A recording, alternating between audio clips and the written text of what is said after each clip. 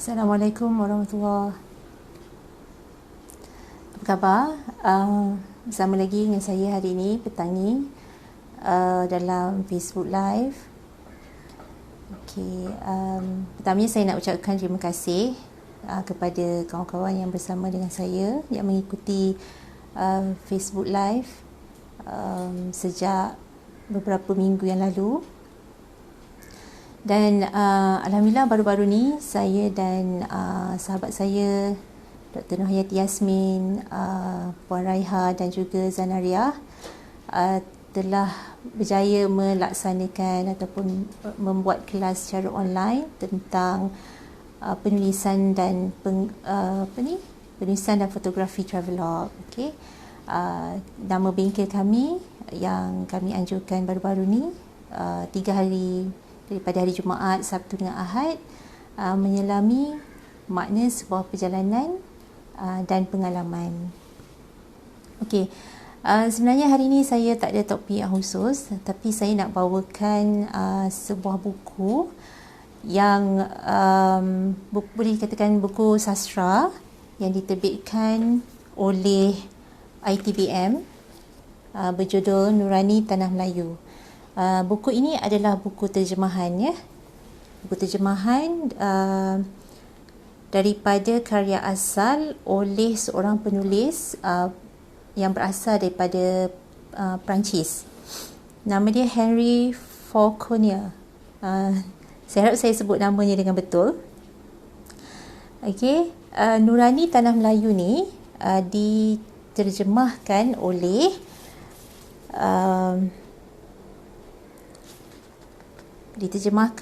sastrawan negara Profesor Dr. Muhammad Haji Saleh. Okey, sebenarnya saya tertarik nak kongsi tentang buku ni kerana ia juga berkaitan dengan kelas yang baru-baru ni kami buat tentang satu kembara, tentang satu perjalanan. Sebab Henry Falconer ni dia datang daripada Perancis, datang ke Tanah Melayu pada tahun 1905 dan mengusahakan ladang getah. Mungkin saya boleh baca sikit. Henry Falconer dilahirkan pada 26 Februari 1879 di Muscat. Susah sikit nak sebut nama tempat ni. Ada beberapa perenggan di sini. Kemudian Falconer berpindah ke England untuk mengajarkan muzik Perancis selama 2 tahun di sebuah college kecil tetapi berprestij dikenal sebagai Wells House. Kemudian dia belajar bahasa Inggeris dan sebagainya dan cuba mencari kekayaan di Timur Jauh. Kemudian dia tertarik dengan satu artikel tentang perusahaan sagu di Borneo. Tapi bila dia pergi ke Singapura pada 1905, dia memulakan langkah untuk mengusahakan ladang getah dan menetap di rantau panjang berhampiran dengan Sungai Selangor.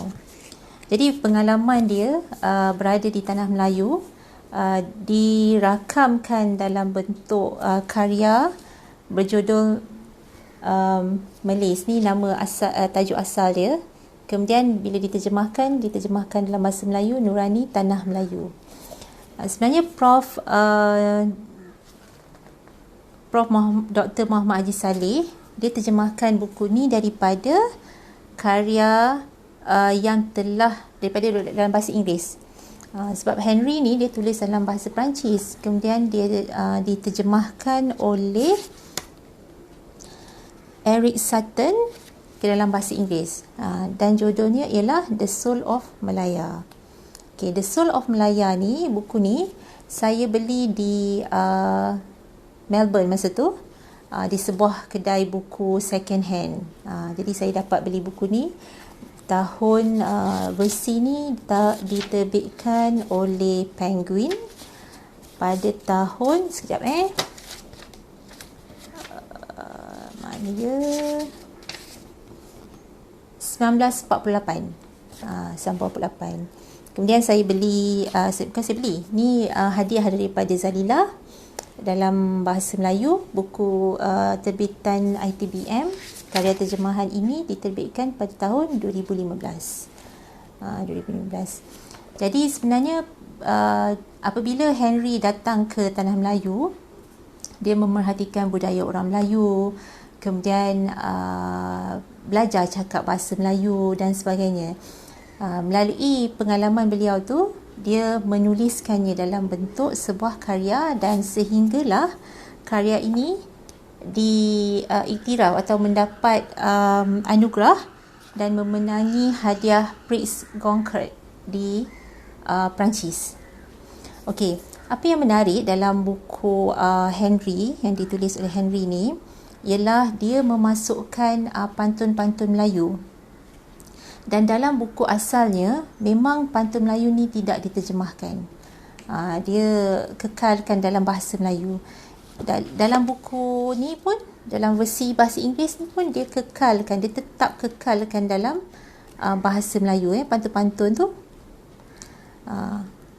Jadi pada hari ni saya nak kongsi beberapa perenggan yang sudah diterjemahkan dalam buku Nurani Tanah Melayu. Okey. Nurani Tanah Melayu ni dia ada 4 bahagian. Bahagian pertama penanam getah, bahagian kedua pokok nipung, bahagian ketiga kembara, dan bahagian keempat amok. Sebenarnya saya memang tak habis baca lagi sama ada versi bahasa Inggeris ataupun versi bahasa Melayu. Cuma saya dah silat-silat sikit dan saya nak bacakan satu bahagian daripada bahagian pokok nibung ataupun mungkin saya boleh baca bahagian kembara. Saya tengok bahagian kembara menarik tak?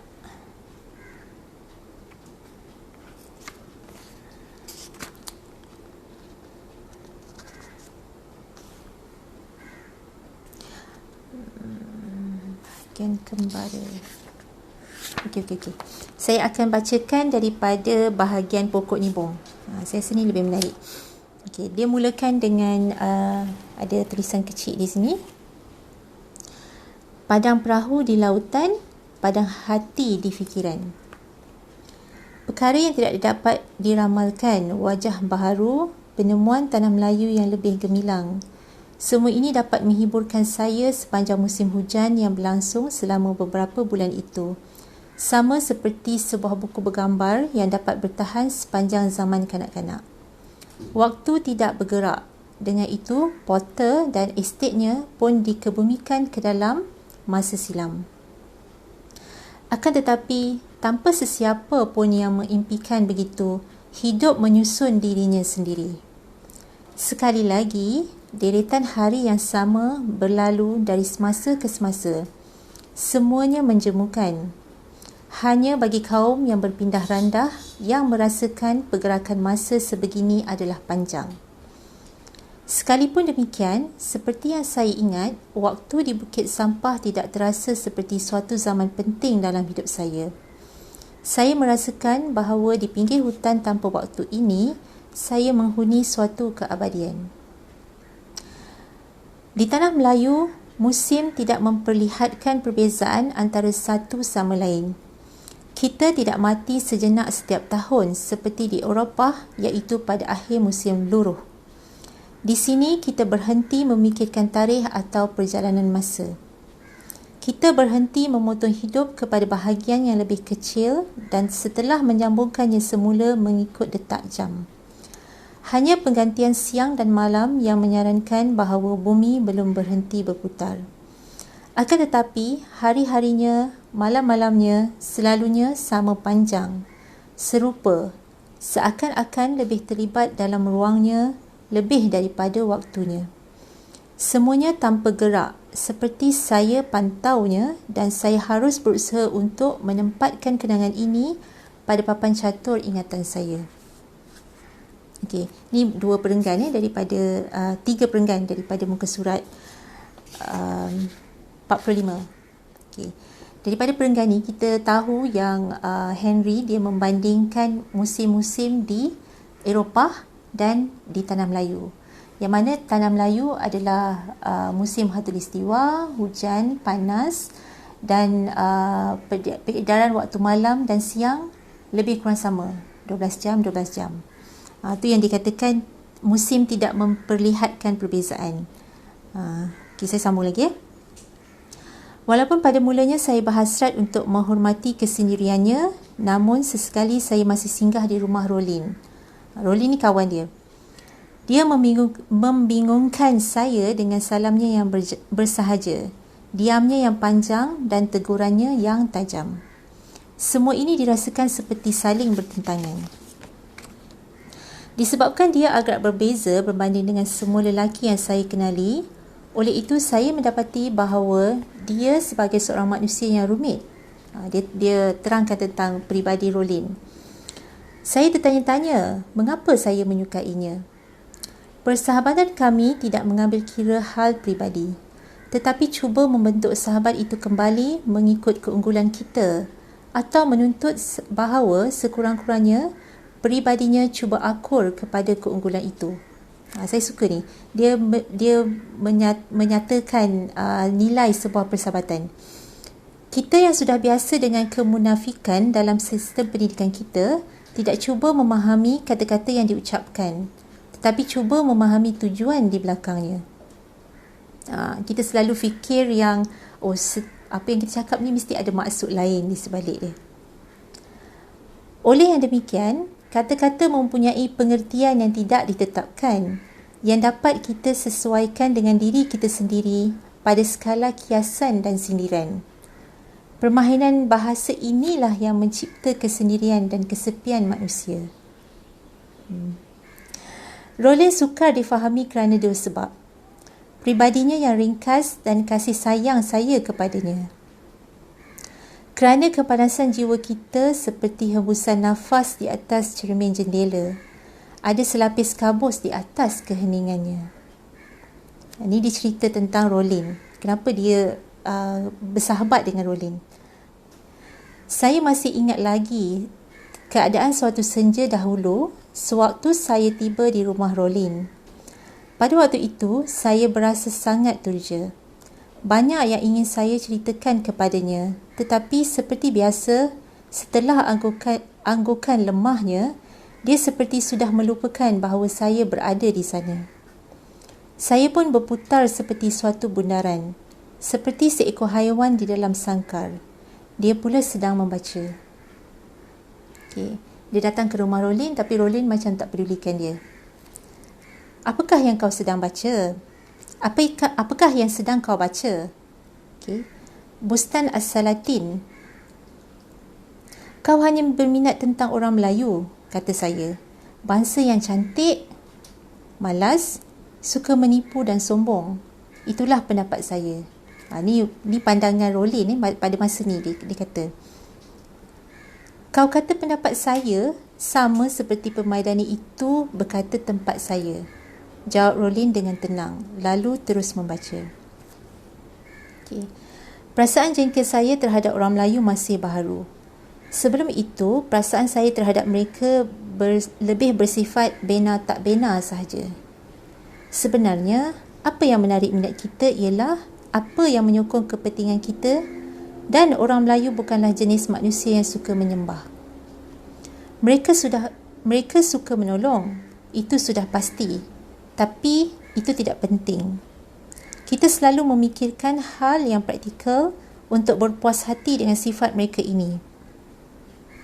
Kita merujuk penduduk sesebuah negeri sebagai buruh, sama seperti kita menamakan seluruh bangsa haiwan sapi. Akan tetapi, orang Melayu sama sekali tidak suka dianggap begini. Sudut pandangan kita bertentangan dengan sudut pandangan mereka. Mereka biasa mendapat keperluan beras dengan hanya bekerja selama seminggu, dan mereka tidak menuntut lebih daripada itu. Ini sebahagian dua muka surat dah saya baca kat sini. Maknanya ni bahagian awal lah daripada buku ni, yang mana Henry Verconer menyatakan pandangan dia tentang orang Melayu. Sebab saya tak baca sampai habis lagi, jadi saya tak tahu apa kesimpulan di akhirnya. bila Henry dah duduk di sini, dah bekerja dengan orang Melayu, dah bermastautin bertahun-tahun, mungkin pandangan dia berubah. Nanti kalau saya dah habis, saya akan bagi review dia lah. Ada satu lagi bahagian yang menarik dalam buku ni, yang mana dia nyatakan tentang pantun. Pantun pantun salah satu warisan kita lah, yang mana dia sejenis puisi orang-orang lama kan. Macam sekarang Dewan Bahasa Pustaka banyak kongsikan pantun-pantun yang menarik, yang sesuai dengan isu semasa. Jadi banyak share. Jadi kat situ saya pun kalau ada kesempatan, saya akan baca komen-komen dalam pada pantun tu, sebab bila ada pantun dikeluarkan, kemudian ada yang berbalas pantun di bawahnya. Jadi memang kreatif, macam-macam jenis pantun ada kat situ. Jadi saya nak nyatakan nak bacakan sikit tentang pantun, sebab dalam bab ni dia jumpa dengan Ismail. Kemudian dia bincang tentang pantun.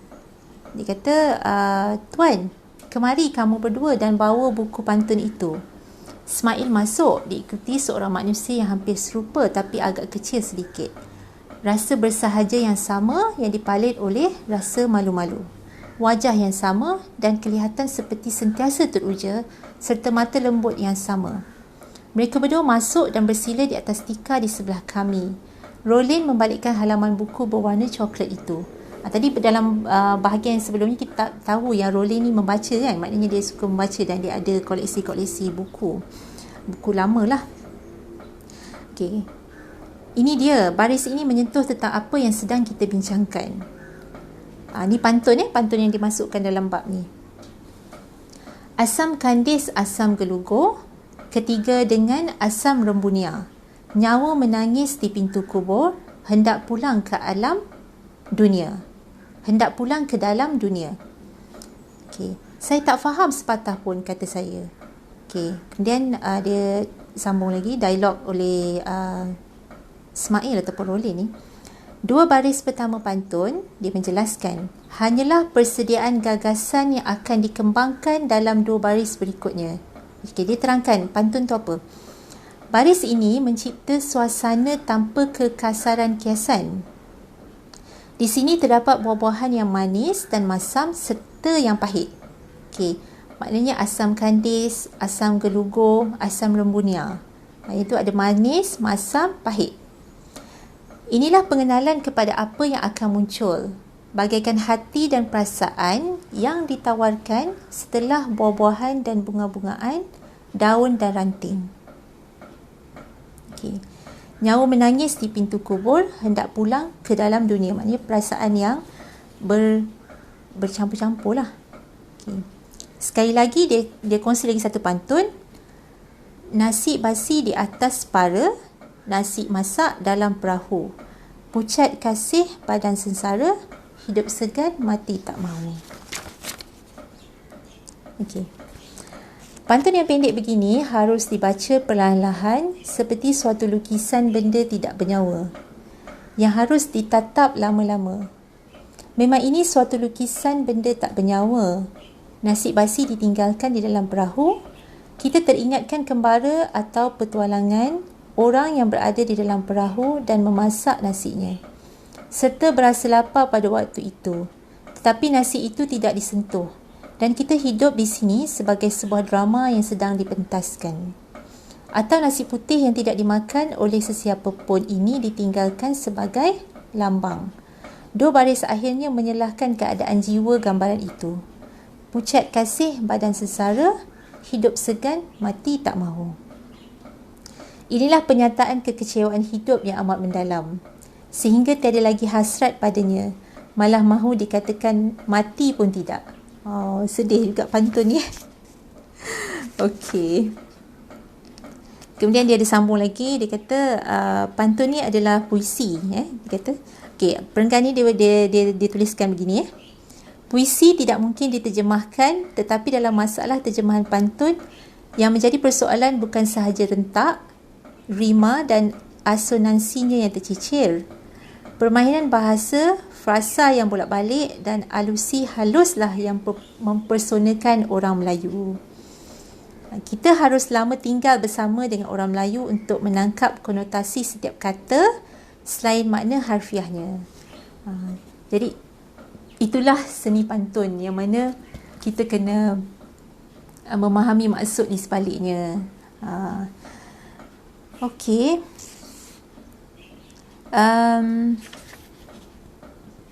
Ada banyak lagi pantun-pantun yang menarik dalam buku ni.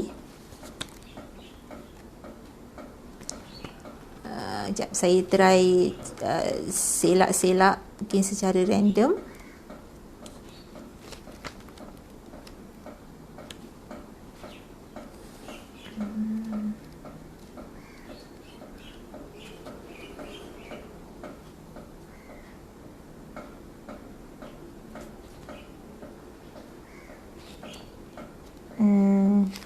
Mana tak jumpa pula bila saya nak selak ni kan. Okey. Di belakang buku ni dia ada gambar-gambar. Ini gambar Henry pada tahun 1906. Ini gambar seorang kanak-kanak Melayu.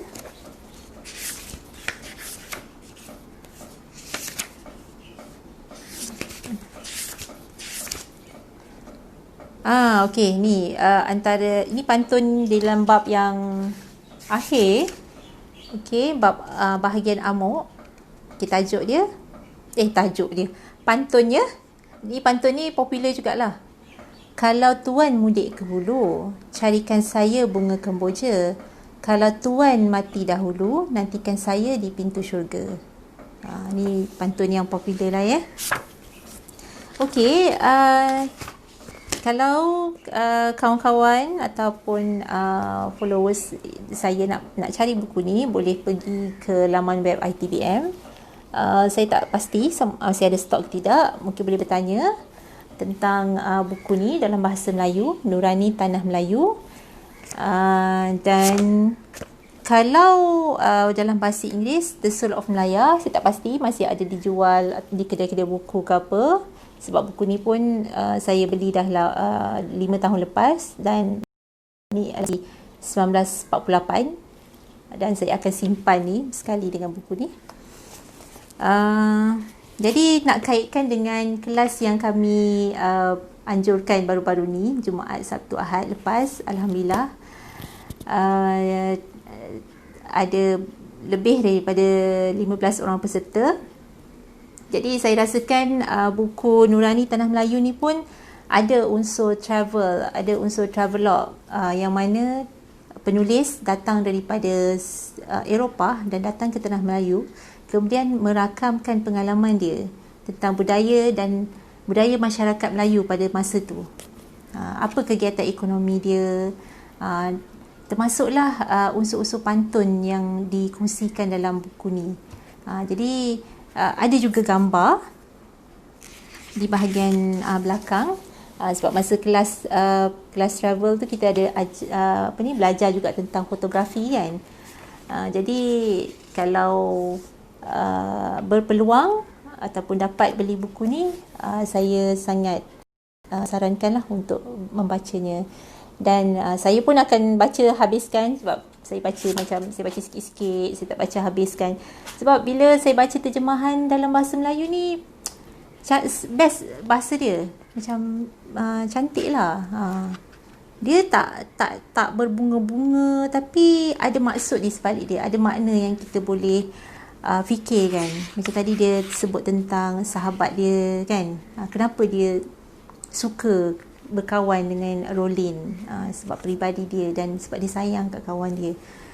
Jadi lepas tu pandangan dia terhadap bangsa Melayu. Jadi kalau kita berpeluang ke negara lain ataupun mungkin kita berpeluang menetap di satu negara disebabkan oleh kerja ataupun disebabkan oleh bisnes dan sebagainya, apa kita punya pandangan tentang masyarakat tu. Jadi mungkin pada awalnya kita berpandangan begini, tapi lepas beberapa lama kita rasa sebaliknya kan. Jadi merakam satu travelog ni sebenarnya mungkin satu inner discovery, maksudnya mencari diri kita yang bagaimana, kan. Macam saya pergi pertama kali saya menjejakkan kaki ke China, walaupun tidak duduk di situ, tapi pada mulanya saya rasa macam kalau saya masuk ke negara China ni, orang mungkin akan pandang saya macam mana kan. Tapi lepas je daripada sempadan tu, orang tak pedulikan saya pun. Jadi maknanya tak adalah pelik pun, tak adalah orang nak mengurumun saya ke, macamlah saya ni penting sangat kan. Tapi maknanya I'm just another stranger yang datang kepada dalam yang datang ke satu tanah asing kan. Jadi itu saja untuk hari ini. Ada apa-apa lagi soalan ke ataupun cadangan? Okey. Okey, terima kasih yang bersama saya petang ni. InsyaAllah besok jika ada kelapangan, saya akan bersiaran lagi. Mungkin saya boleh kongsi buku lain ke, ataupun kongsi topik lain ke. Sekiranya ada cadangan, boleh letakkan di ruang komen. Dan kita boleh berbincang tentang buku, tentang travel, tentang apa-apa saja isu yang menarik kawan-kawan lah. Okey, itu saja untuk petang ni. Assalamualaikum warahmatullahi wabarakatuh.